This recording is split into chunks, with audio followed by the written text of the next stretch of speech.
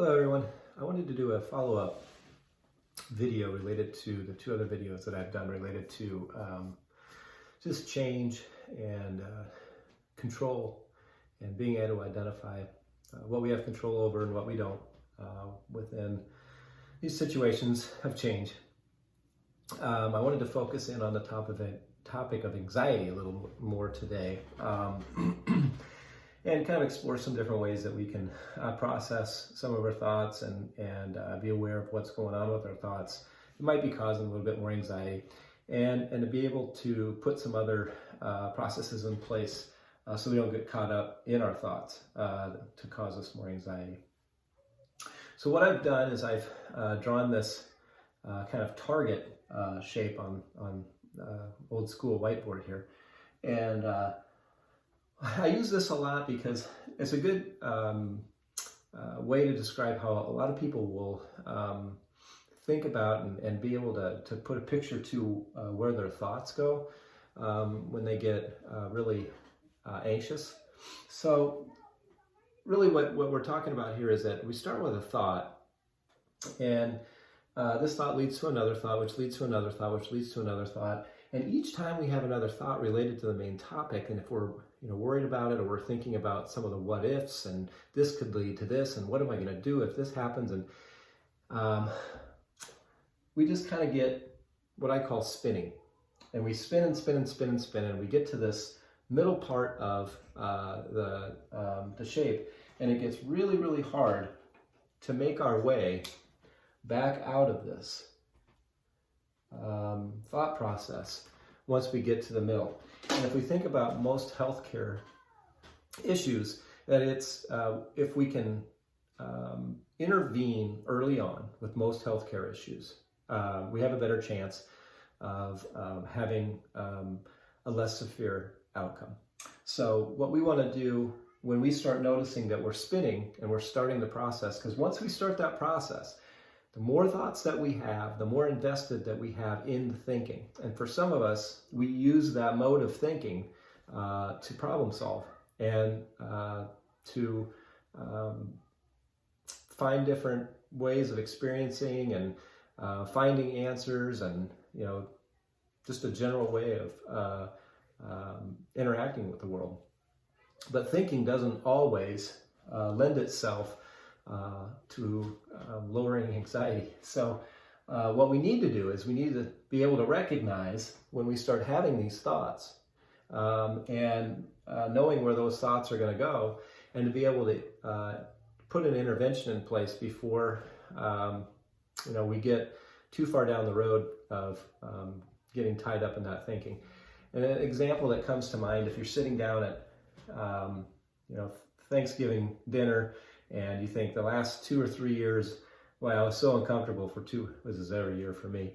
I was really uncomfortable for 2 or 3 hours after dinner because I ate too much. I really want to do a better job of not eating so much. And so you might have a little bit of a plan to be able to recognize, to look back and say, maybe I don't need to put so much food on my plate. Maybe I need to think about, as the food's coming around, taking smaller portions, paying attention to how full the plate is, whatever you can think of to have some kind of plan towards that. Well, we can have the same kind of plan for how to notice when our thoughts are starting to get away from us and when we're focusing too much on our thoughts. So when we start that process, when we start catching ourselves going, wow, I am really starting to think about this too much. I'm starting to think about things that aren't even happening yet, and I'm planning for that in my head. That's a good sign to tell us, kind of a good thought with that is we're getting a little bit too far out in front of our skis. So we want to put an intervention in place. So if we can catch that early and divert that thought process into something else, we can slow down the anxiety that's going to come on. So I think one of the really great things that we can do in that process is implement some mindfulness.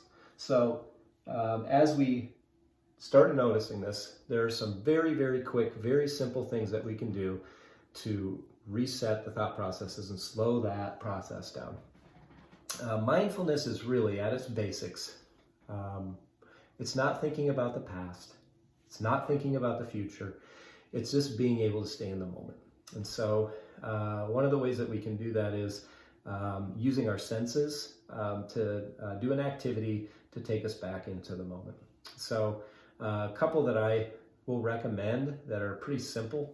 One of the senses that's really, really powerful is our olfactory sense, or our sense of smell. You know, we can use this sense through our memory, even if we want. We don't even really need to have something that has a strong smell. We can think of our favorite dessert or just favorite smells and probably think about them. If we think about them hard enough, close our eyes and imagine smelling that smell, we can almost get there, if not get there. But I've grabbed just an orange out of the fridge today. And this is something that you could easily just peel back the orange a little bit and just focus on the smell of that orange, and just try to block out everything else except for the smell of that orange. And what that does is it takes us away from our thinking, away from those future thoughts, away from those past thoughts, and puts us in the moment a little bit. And just a 20-second, 30-second activity like that can help quite a bit in that process. Another very powerful sense is the sense of using our hearing. So we could sit and just sit in silence, close our eyes and listen for 20 or 30 seconds.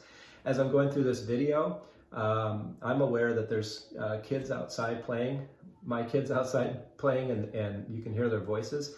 And you might have been focused in on me a little bit more, but if I stopped talking for 20 seconds in the video and we just really focused in on all the things we could hear, whether it's through this video or it's in the environment that you're in right now, just pay attention to all of that.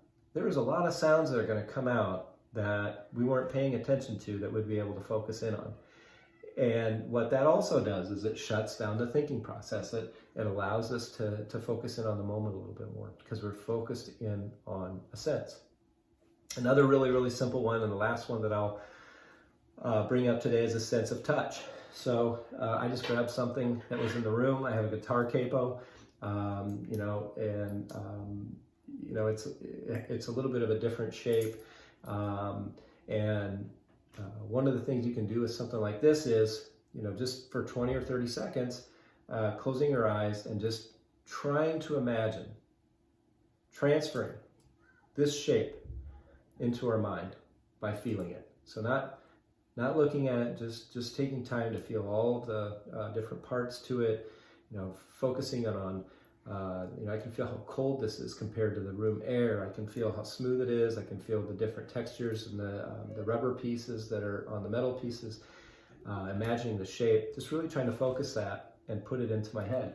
While I'm doing that, I am going to have a hard time continuing on with that thought process because I'm putting my focus elsewhere. So those are some different ideas. There's a lot of things you can do to intervene at that process when our thoughts are starting to get away from us. That's just the use of mindfulness. There's lots of different things that we do within counseling in different areas that we can intervene in that. And so I would encourage you to practice just a little bit of mindfulness in that way. It can be very, very simple. 20 or 30 seconds at a time. And don't get frustrated the first time you do it. If you get 15 seconds in and those thoughts start to show up again, that's okay. That was 15 seconds that you were able to do that where you weren't in that space prior, and you'll get better at it. I also want to add that if anybody has any topics that you'd like me to cover, can't guarantee I can cover all topics, but I might have some ideas that I could put out there in a video during this time, and hopefully these have been helpful. But feel free to send me an email. It's nbock@unomaha.edu. Again, nbock@unomaha.edu. And I'll be checking my email all the time, and if there's some topics in there that kind of lend itself to some areas that I might do some work with, I'll be sure to do a video on it. So thank you very much. Have a great day.